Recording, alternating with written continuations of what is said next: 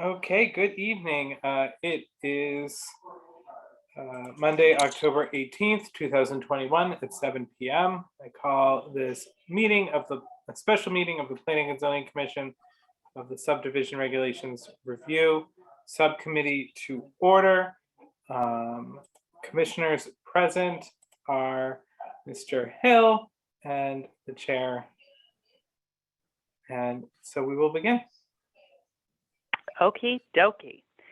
And like I say, hopefully, I think John, like you said, he was going to try to come in, and maybe Mike Krogel, but I do think it's going to be a quick one. So just the last couple of sections in the body of the regulations for this evening, starting with section 12, special flood hazard areas and floodways. Let me see if I can call up the existing comments. I don't.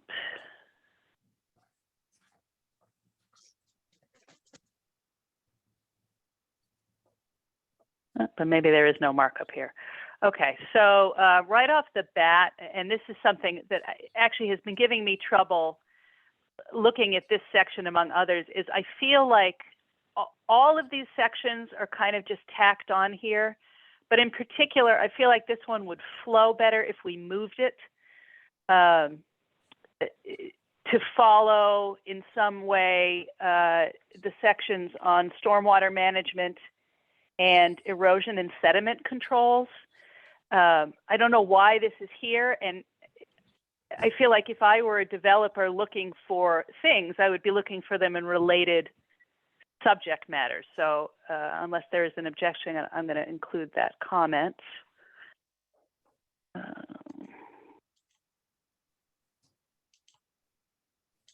Move this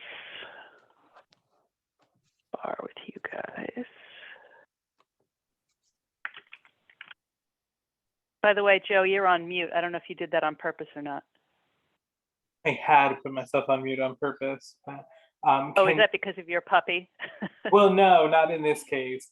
I don't know if you can hear, there's a Skype going on in the other room, and I didn't want there to be any background noise. I don't hear any background noise on your mic. So. Wonderful. Thank you.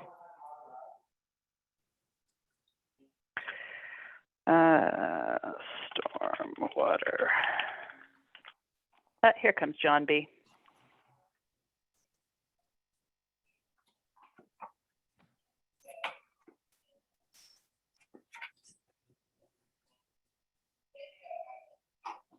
Okay. Moving on. Section 12, special flood hazard areas and floodways. A, requirements. When the subdivision includes land in a special flood hazard area or regulated floodway, the lots, streets, drainage, and other improvements shall be safe from flood damage and shall conform to the Thompson Flood Control Ordinance as may be amended, and to the following. 1, the lots and such improvements shall be consistent with the need to minimize flood damage within the special flood hazard area and shall be capable of use without danger from flooding or flood-related damages. 2, all utilities and facilities such as sanitary sewer systems, water supply systems, and electric and gas systems shall be located and constructed to minimize or eliminate flood damage. 3, the storm drainage required under Article 4, Section 5. I need to note to check citation. The storm drainage required under Article 4, Section 5 shall be designed to reduce exposure to flood hazards. 4, streets shall be of such elevation or shall be suitably protected so as to allow reasonable emergency access during flood conditions. Anything in there stand out to anybody?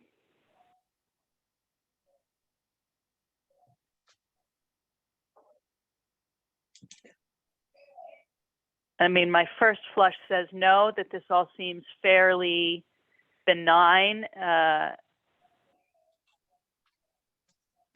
The only thing that troubles me, and it's a language thing more than anything else, is this phrase, the lots, yada, yada, yada, and other improvements shall be safe from flood damage. I don't know, there's something about that declarative statement that is probably fine.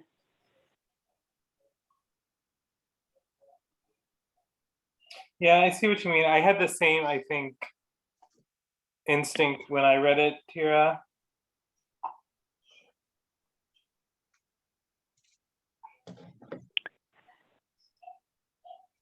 Like I feel it, like it really is supposed to be shall be demonstrated to be. I mean, it's nitpicky and grammatical more than anything else, but.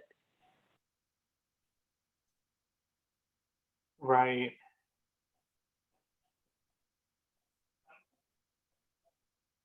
You could always add the word engineered, safe from flood damage.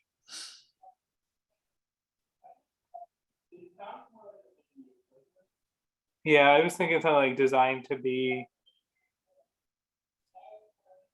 or engineered to be. Yeah, I think that's better because it implies the agency of the applicant. Right.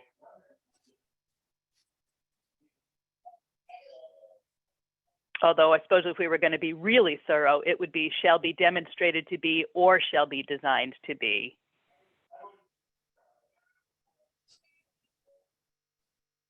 Yeah.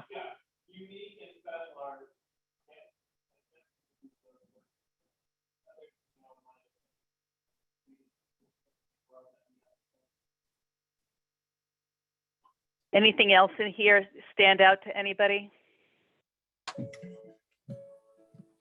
Tara, Hi, John. hello. I just got in. I had a hard time getting into the meeting, but anyway, I came in on halfway through. I think it was around number 3 on section 12 you were reading, requirements. Okay. Yeah, I mean, you really haven't missed anything because it's a very short section, but I'll read it again just for the benefit of, getting our heads wrapped around it. I just read it pretty decent, but Okay. what is what is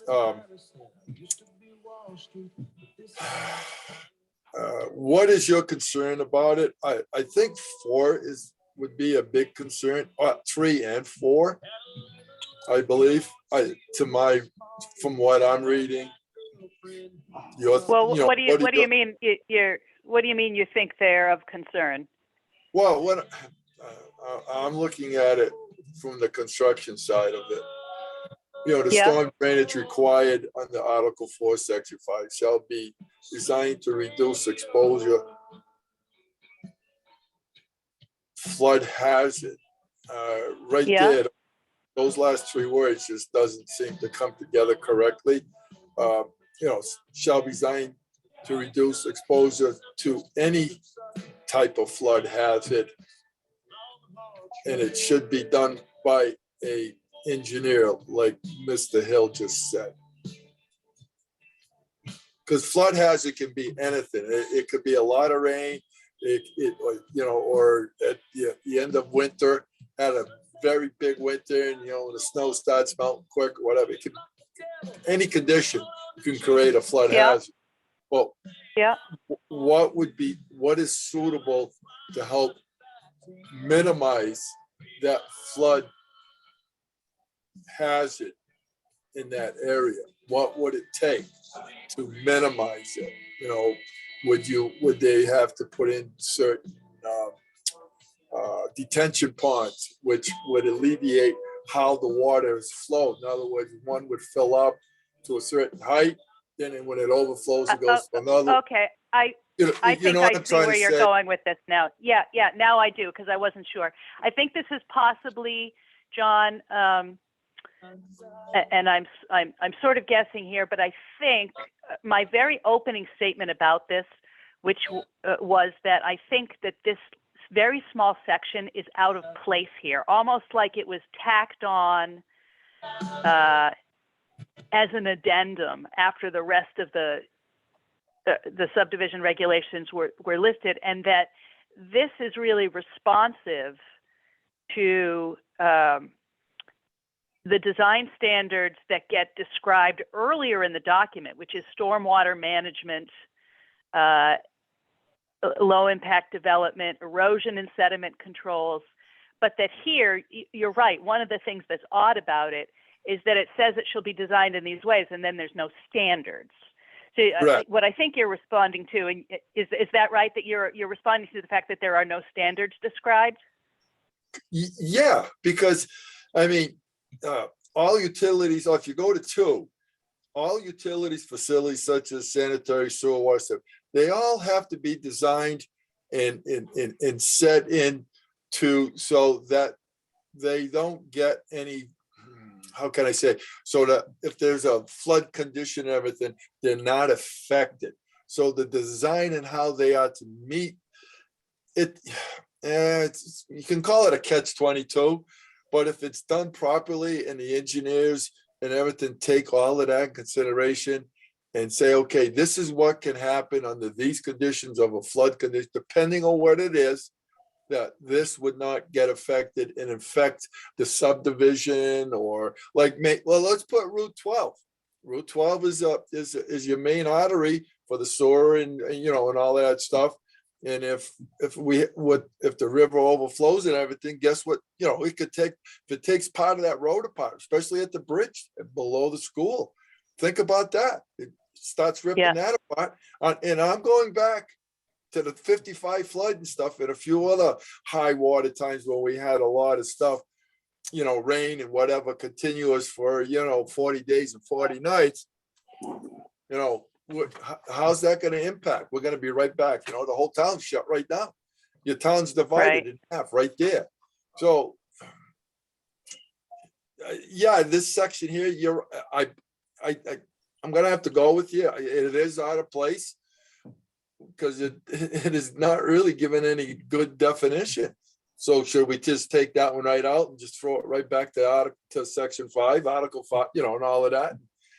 Yeah, I'm very much leaning towards that, because I think that your comments become addressed by that, but without looking at it like right in front of me, I can't say for sure. Right. Leaving myself a couple of notes here. Ask Marla and maybe George to review. Okay. Yeah, that's a good point too. I was thinking of it, but I didn't. But you just said it and just opened up the memory thing a little bit. Yeah, I think Marla should be somewhat give us a good definition of that, because I mean that's her area of expertise, and wetlands and all of that. What the flood control and everything is. And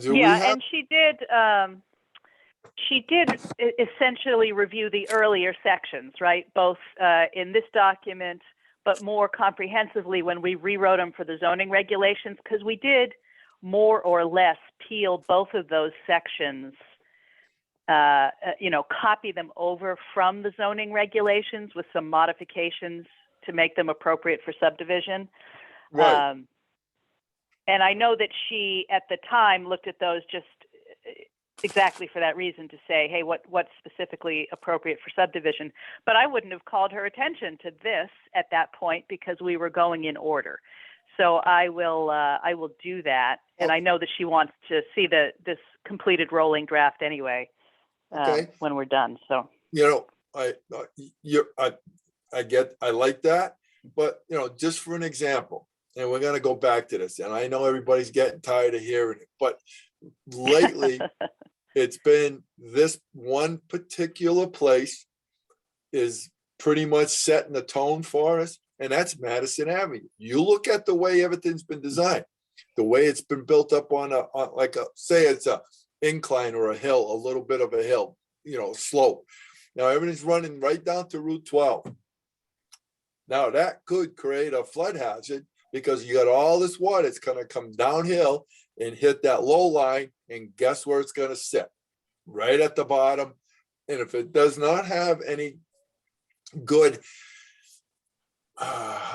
what's the word I'm looking for? Way for that water to relieve its pressure, what we call, because water builds up pressure at a certain point. and it's gonna find its own path, and its path, it can rip that whole one side of the road going north on Route 12. Yeah, now it would be north, south is to Webster. Yeah, north back to the Thompson Hill.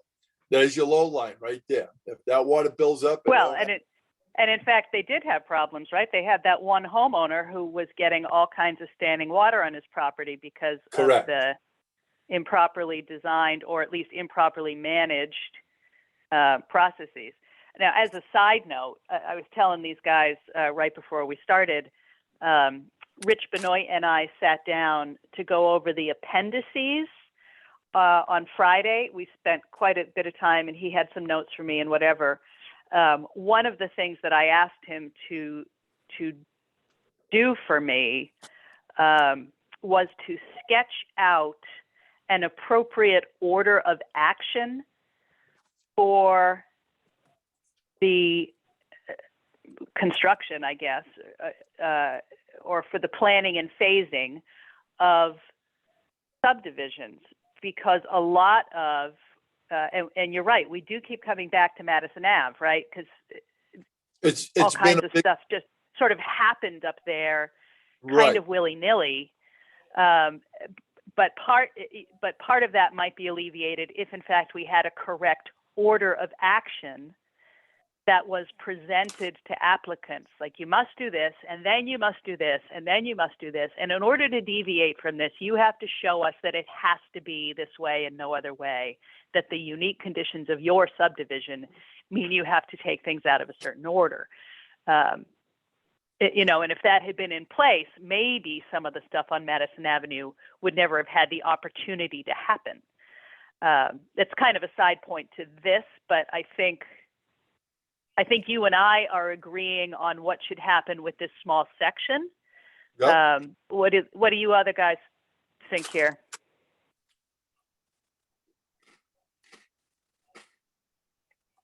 I see you nodding, Joe. Yeah, I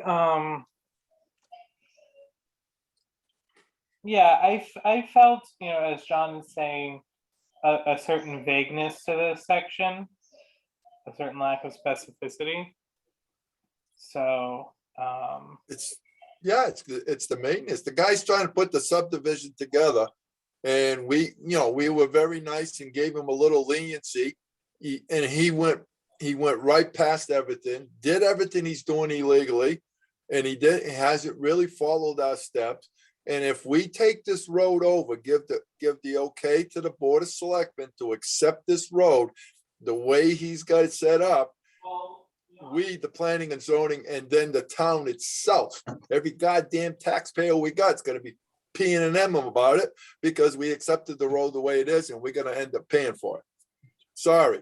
You go to Jason LaValle's right down here in Quinnebog, he's done a very excellent, as far as I'm concerned, of doing everything on protocol, you know, with his drainage, whatever he's got. He's done it right. Nice curbs right to the, he's put the right curb, what they call the curb drains, that they're set up. They're made a special way. So when you bring your curbing up to it, because the curbing on the concrete is made the same height, and then you got your catch basin. You have to, it's easy to look them up. But he's done it nice. But I went up and down that road on Madison Ave a couple times when all this other stuff. I'm not impressed. I'm not impressed. I'm sorry, but I'm a guy that. Well, I'm the guy that's that. Okay. I mean, yeah, that's understandable, John, and it does echo some of what Rich and I talked about. And, you know, and we've made the same compare and contrast over and over and over, partly because they're the two active subdivisions going on right now, right? Madison Ave versus Donovan Drive, and the difference between one that has gone smoothly and one that has not. But I would submit, and I think that this is part of what we're getting to, that we can prevent another sort of chaotic subdivision. Well, first of all, by improving these regulations, you know, improving the language, improving the flow, but specific to this conversation, to having that order of action. Like this is the order we expect your steps to go in as you are doing this construction. Alvin, what are your thoughts here? And sort of specific to this special flood hazard areas, and then we'll move on. Well, first thing, I mean, to compare Madison Avenue to Donovan, you got difference in elevation. That's created the issue, not so much the design of the road. This section could be improved or just done away with. Yeah, like maybe combining it into that stormwater management section, because that's really what Exactly. this is. Yeah. Exactly. Yeah. Yeah, that- I'm highly inclined to do that. Because this here whole thing right here, section 12, it's very vague. It's not really telling us anything. Right. It's too vague, Yeah. And I don't see the word engineer,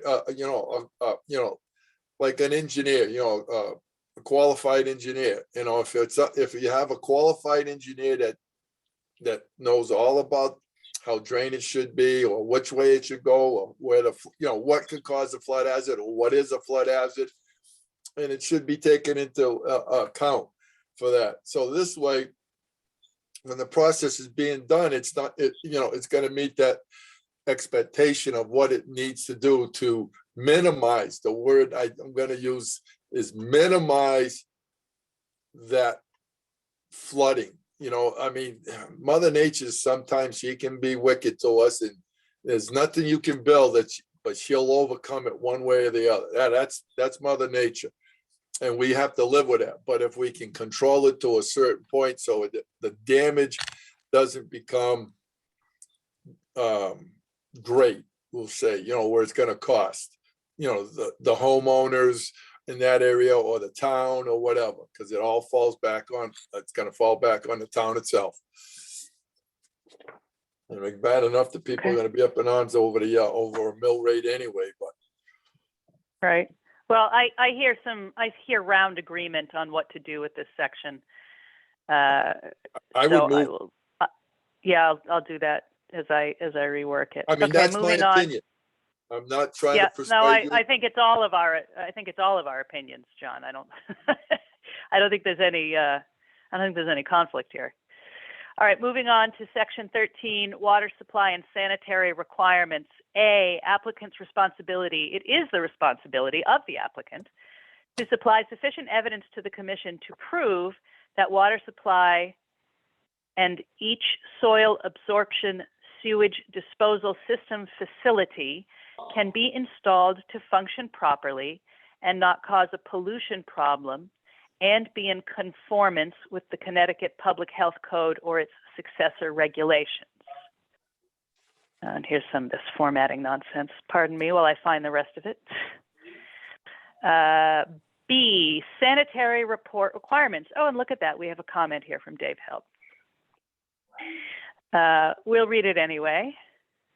Where on-site sewage disposal systems are proposed, a sanitary report prepared by a professional engineer shall contain test results and engineering evaluation of test results based on an extensive subsurface investigation.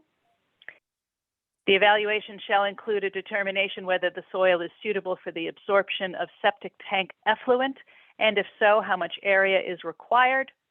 The soil must have an acceptable percolation rate without interference from groundwater or impervious strata below the level of the absorption system.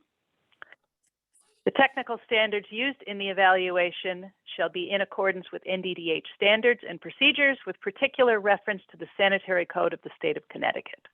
Unless those standards are satisfied, the area is unsuitable for subsurface sewage disposal systems in a subdivision. The applicant shall submit a letter of approval from NDDH certifying that the lots as proposed will be suitable for on-site sewage disposal systems. The letter will confirm that the test pits as numbered correspond to testing in the field. The letter shall also state which date of revision of the plan was approved. Any changes in the plan after NDDH approval will require further review from NDDH prior to approval by the commission. Now, I'm going to pause here because all of this highlighted stuff has a note from our friend David, who, as we know, provided extensive comments on the original text, saying, please get rid of all this and just require an approval letter from NDDH. I will point out that that is logic that we have generally accepted, which leads me to believe that this highlighted number 3 here, if we follow the logic of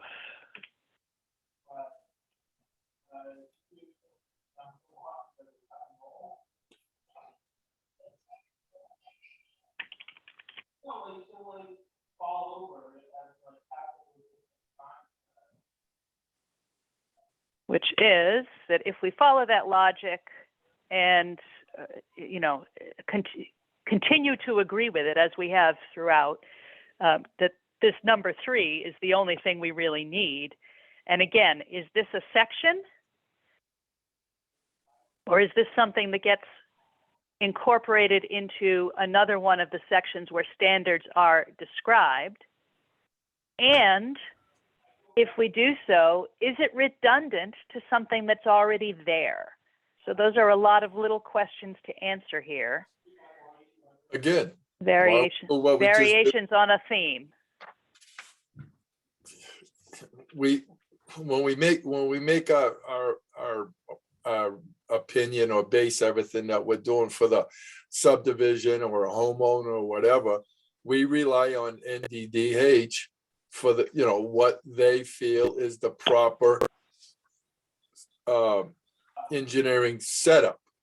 And if it meets their approval, then, if there's a screw up down the road, it's on them. It's not on us. We're just going by their recommendation that this is what is needed for these lots or everything to meet the requirement, where it's safe. In other words, they're set up in a proper order, depending on which way it goes. Some might have to go to the front, some might go to the back, they can't go to the side, as long as they got the space or the area where it has to be put in. Okay. Joe, are you by any chance checking back in the document to look for these redundancies? You have that look on your face. Yeah, not with a ton of success, but just going quickly. I felt the same way about this section that I did about all 3 of the sections we're considering tonight, which is, with this possible exception of 14, which is, I feel like this has been said elsewhere differently, and that for some reason, and who can say why, this got tacked in at the end.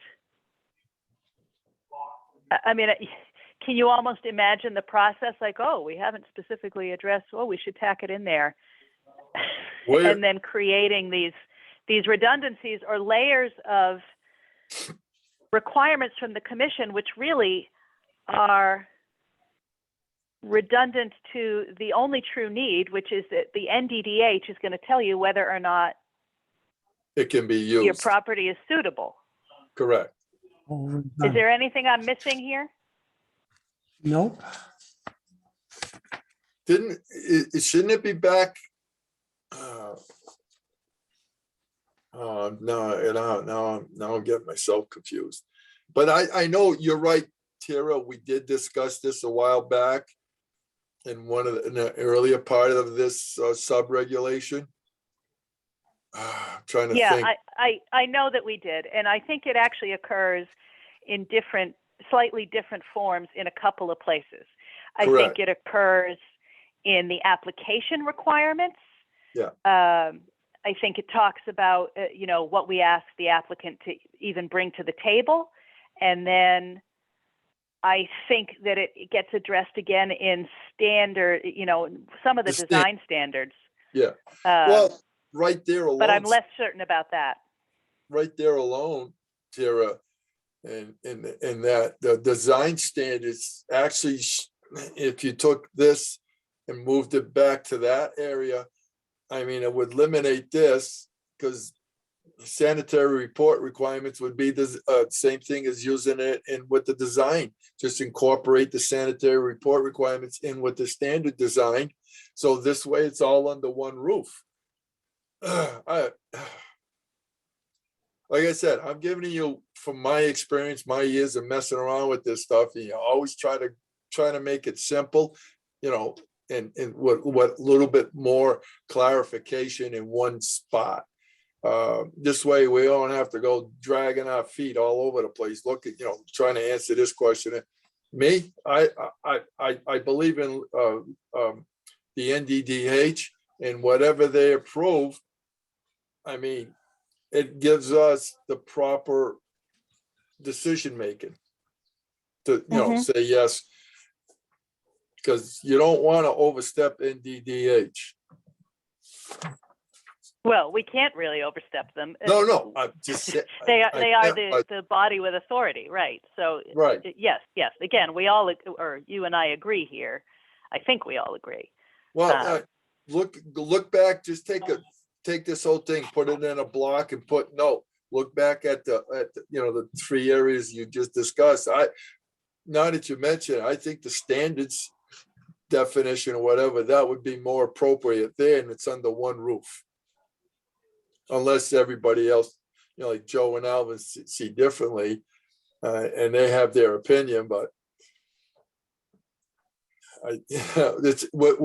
it's actually repeating itself. Yeah, I think it does.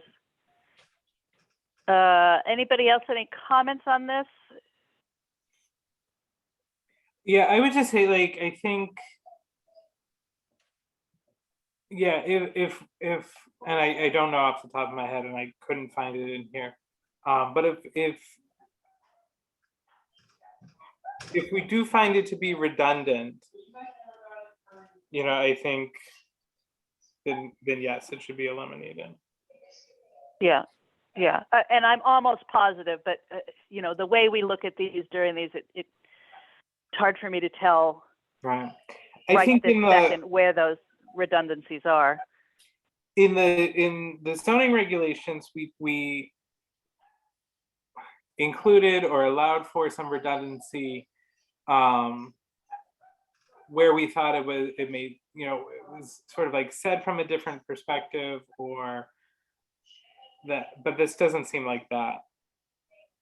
Right, I see what you're saying. For example, as we were just discussing, I think that there is language about septic and potable water in the application requirements, which we have pared down to exactly what's suggested here, that, you know, confirmation of some kind from NDDH that it meets their standards.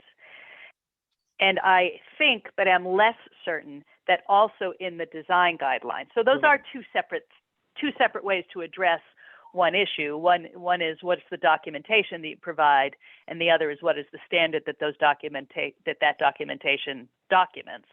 Correct. But in that case, again, what is this here for? And to me, it just smacks of suspenders and a belt. Yeah. You know, and this sentence, or these two sentences here, to me sound super familiar, right?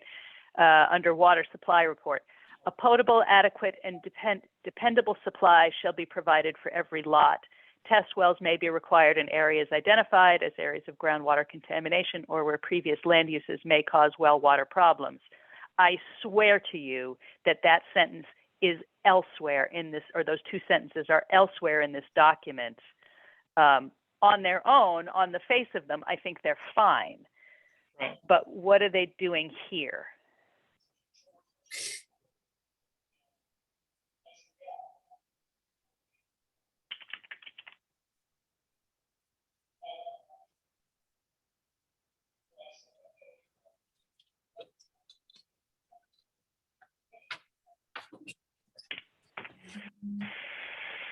Okay. How do you guys feel if we actually get through section 14 and call it a night? I'm liking that idea. I am too. Let's just take a look at a couple of these other, because I really do think that this is minimal here. F, Actually- aquifer protection.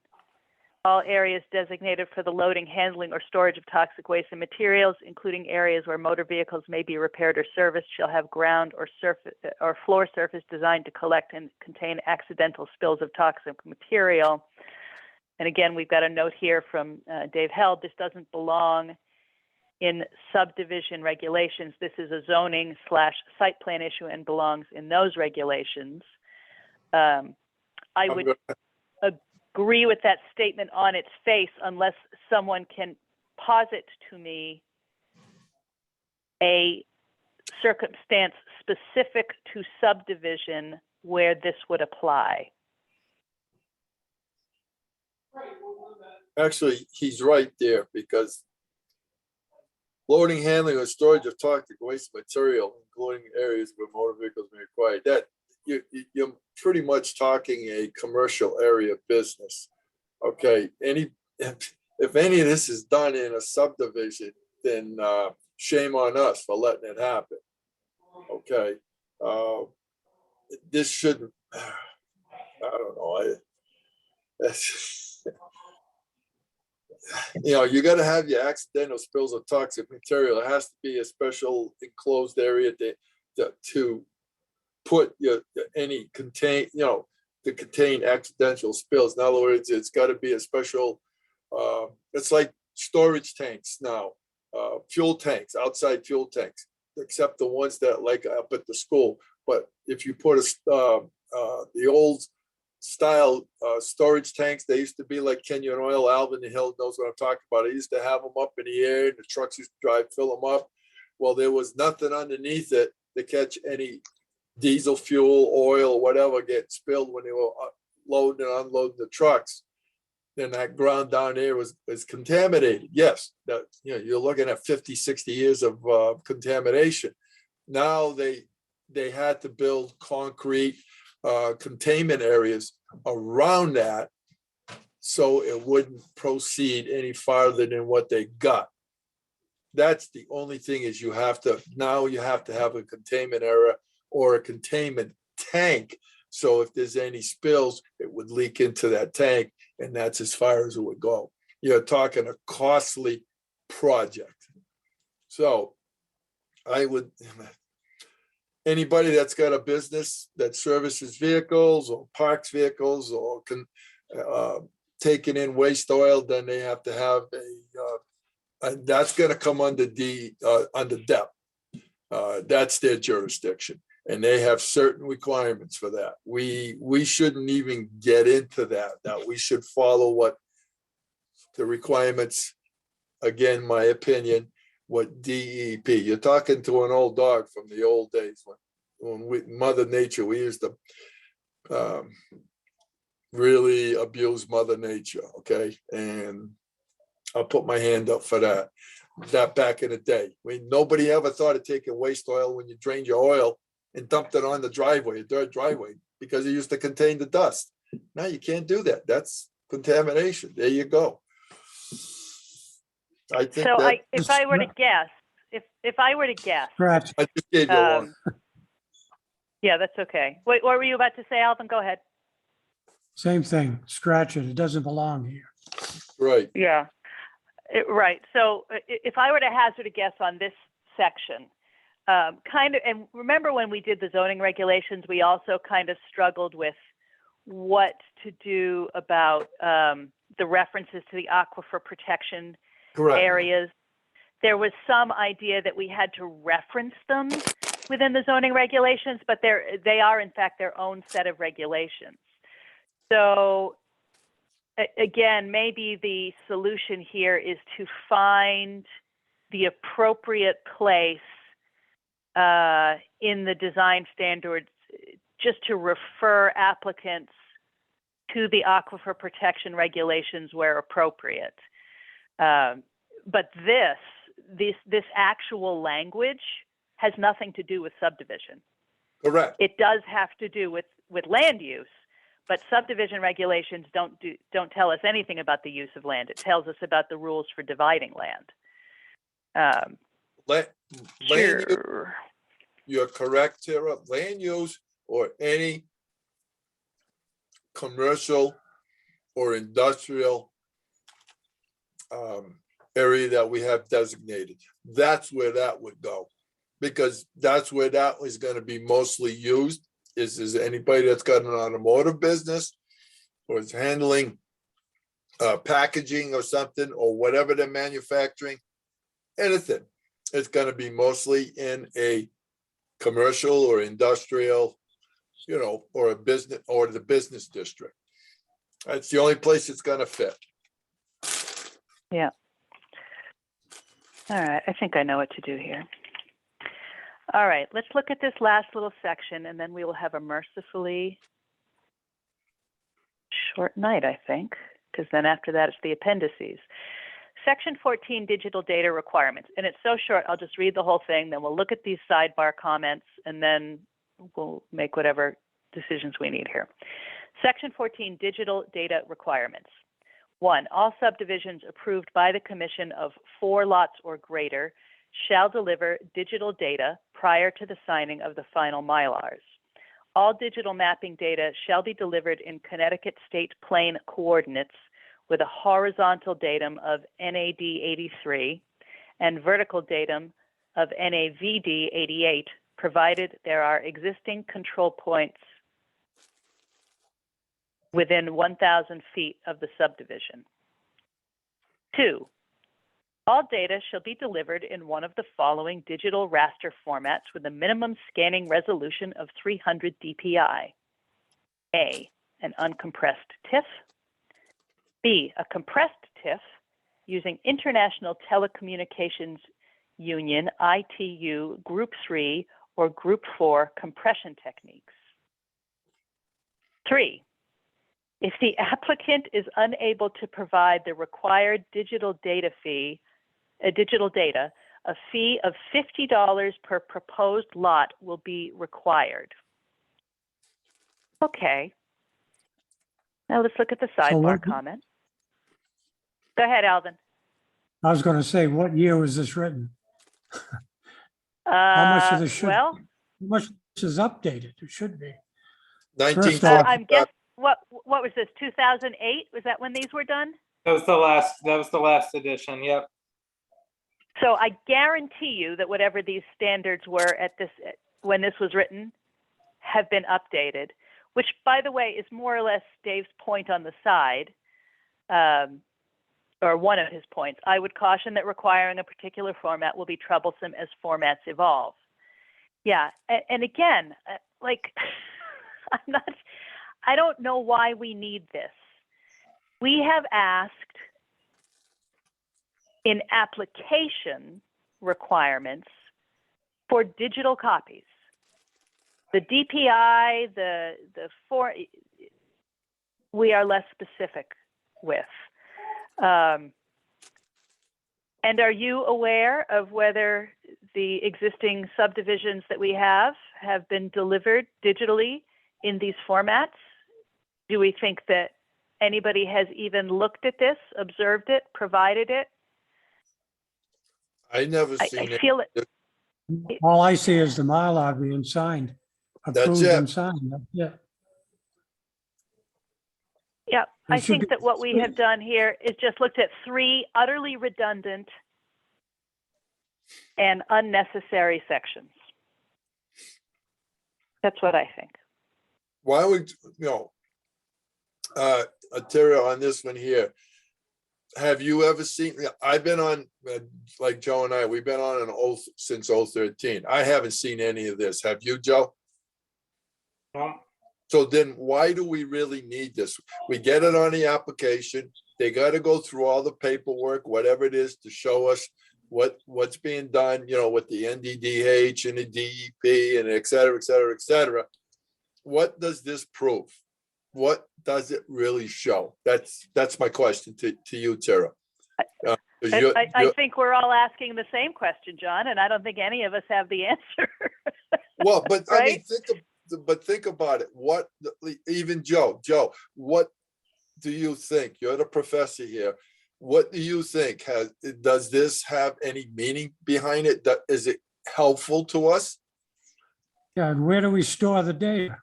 That's the other thing. Right, that's a great question. I think, yeah, right, exactly. I think having the information digitally in a way that we can present it to commissioners and, excuse me, public members of the public who attend the meeting is important. I don't think any of the rest of it is important. Yeah, like I'm trying to imagine the last time I tried to open a TIFF file. Right? We open PDFs. We open Yeah. Do you have any JPEGs. We open DPIs and TIF data in your office or the zoning office? Do we have any Well, of that? I think TIFs can be opened easily, although I'm not 100% on that because I don't think I ever receive anything in that format. Or no, I have some graphics files that are in TIFF format, but we never use them. Well, now that's not for a subdivision plan; those are for like I say, just graphics files. But the point is sort of the same, I think, which is that if it's not in a commonly used format, and the commonly used formats provide us with the information that we want, what is the purpose of this? strike it. That's the way I'm looking at it. Again, Now, the only other thing here, and it's kind of a side point, is this last little, if the applicant is unable to provide the required digital data, a fee of $50 per proposed lot will be required. that's a And again, we've got a comment here from Dave. Why would this be determined by the number of lots? I would tend to agree. I think it's okay to require a fee for the town to have to digitize a file that is not provided to us for time and effort. But whether you have 4 lots or 50 lots on a plan, the plan is a document. exactly. It's just something you scan. There's no additional effort for the This is number maybe of lots. the most appropriate use of Mr. Held's snark throughout the comments on these regulations. I know, and it's not even that snarky.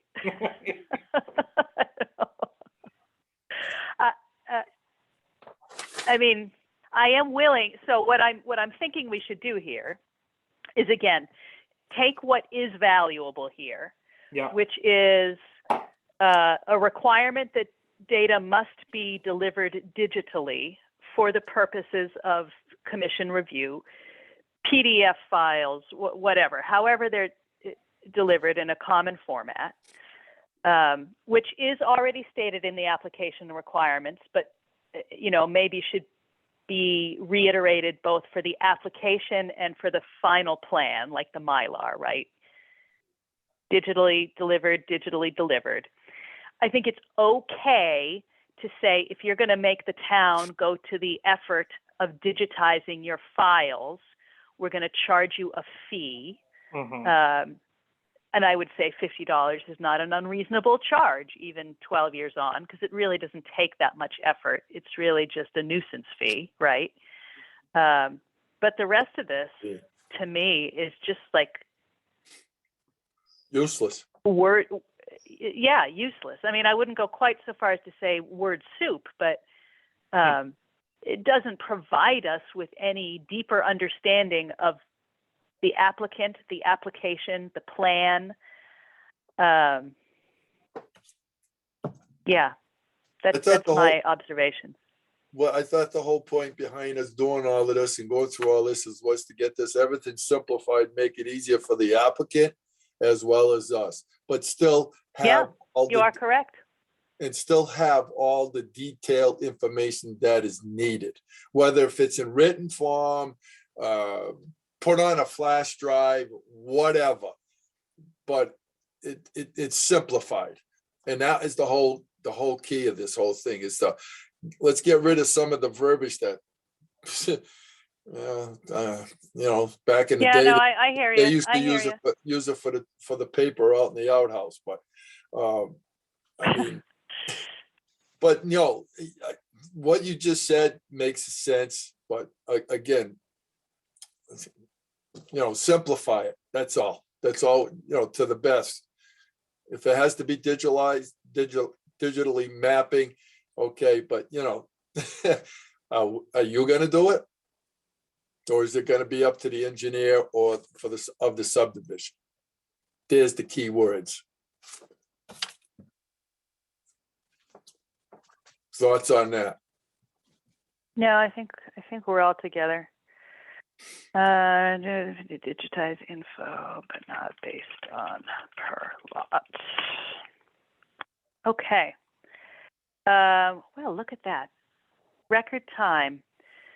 In the 9 minutes before this becomes an official hour. Well, no, I think we can just call it, because what I'll do now is, as I have been, take what we've gone over today, incorporate it into that V1 draft, the cleaner draft, and then that's the body of the regulations.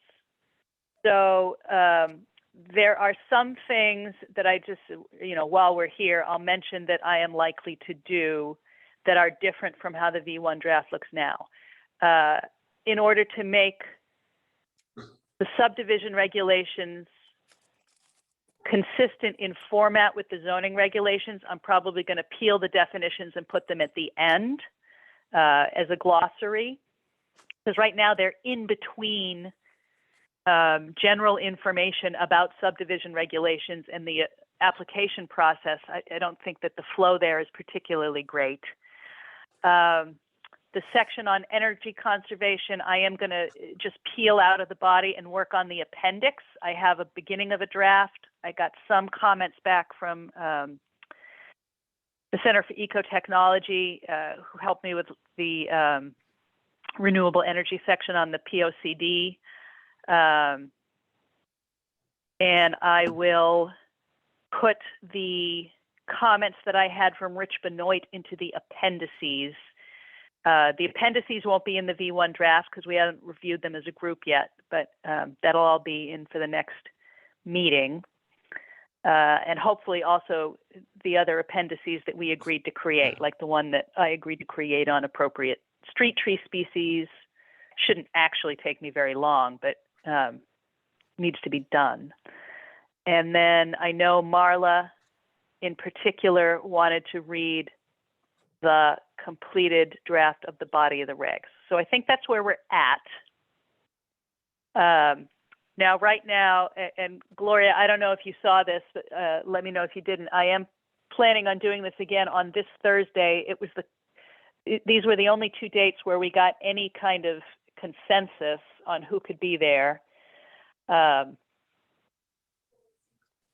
want me to put an agenda out? Yeah, I haven't made the Zoom link yet, but I'll do it in the morning. So I'll send that to you in the morning. Along with the recording. Along with the recording of this, yes, because I have to do that anyway. So I'll do that all at once for you. Okay. I think that the Thursday meeting, even though there's a lot of material in the appendices, because they are technical requirements that I went over with the DPW director, I don't think that they will require a ton of editing from the commission, but I do want everybody to have a chance to respond to comments and changes. And then that gives us a completed first draft by the end of this month. I would really like to have a completed second draft to bring back to the full commission by the end of the calendar year. I think that that is possible if we do 2 meetings in November and 2 meetings in December. just to refine what we've done, you know, that might be ambitious, but I think we can try. So that's Why, my why- plan. That's my plan, guys. I see what you want to do, but I don't think we should rush that much because then we can end up with some controversy again. So let's get through what we have to get through, and then we'll, you know, the subcommittee and everything will, you know, if we all feel it's worth pushing to the regular meeting of the commission to review it and everything, would be the best way. I would say in the next regular meeting that you're going to be having of this month is something that you should put in to your comments and saying this is where the progress is. So the ones that haven't been showing up to these subcommittees can at least have an idea what's going on and what to expect. Okay. Yeah, no, I totally agree with you, John. And let me clarify, because I think I was not clear. I don't mean having a second draft done by the end of the year in order to be voted on Right. by January. I mean to introduce it to the full commission with my goal is actually having it voted on by June, right? So 6 months, and we Okay. can, you know, go through whatever public presentation process at that point becomes necessary. Just like we did for the zoning regulations, right? We had Right. tons of public comment period.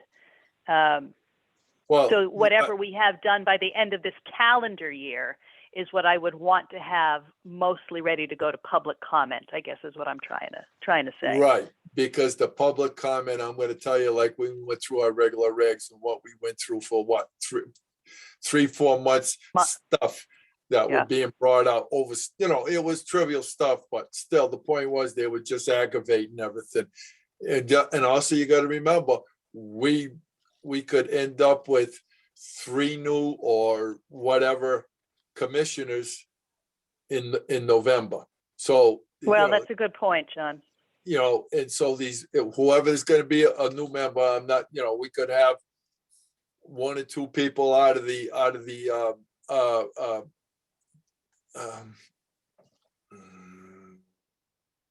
the backup guys there, like Alvin, can then it be The alternate, yes. the alternates. Thank you. And we could end up with 2 new alternates. But it's just the idea is now, you know, we just need to we're going to have to give them time to you know, to catch up to speed on this. So And that's a fair point, John, for sure. I'm just saying we don't need any more garbage and BSing and all and P&M from the public right now. You know what I'm saying? Let's try to let's keep it under the radar as much as possible, but let people know what's going on, especially with the commissioners. I was approached already a couple times before Thursday night, you know, about this, and this, and, you know, I just told them, hey, show up to the subcommittees. Everything is that's what the subcommittees are, is they're the ones that do this shaking out and verbiage and everything before it is presented to the regular commission. And then, you know, we dice it again, you know, in a regular meeting, but, you know, don't P&M about it because, well, I didn't know nothing about it. Well, you know, show up. That's what I was, you know, my answer was, you know, you need to be a little bit more tentative. If I can make a subcommittee meeting, I got better things to do, but I'm taking pride in what we're trying to do here. And that's my goal, is to do what I think is best for the town overall, but also, well, we got people, you know, especially outsiders, they're gonna stir the pot. Well, yeah, John, I think, you know, so following Tira's timeline, we'll have plenty of time to Okay. I just don't want to invite public comment, to involve the public in the process, make sure both the commission and all those who have a stake in it are heard. Like I tell people, you know, get a hold of the, I think Tara puts it on the website, the planning and zoning website. I used to go on the website, look it up. You can get the Zoom meeting and everything, and you can come in. You might not, they will not be able to make any comments unless we kind of like give them permission, or we can ask them for their feedback, which is what we want. But, don't P and M about it. You know what I mean? You don't like this, you don't like that. Well, you have the opportunity to sit in the discussion.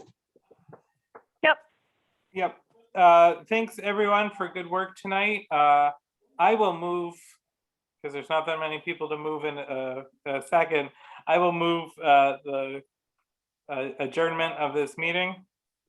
I'll second it. Meeting is adjourned at 8:00 p.m. Thanks, everyone. Thanks, Yeah, everybody. Good night. Good night. Good night.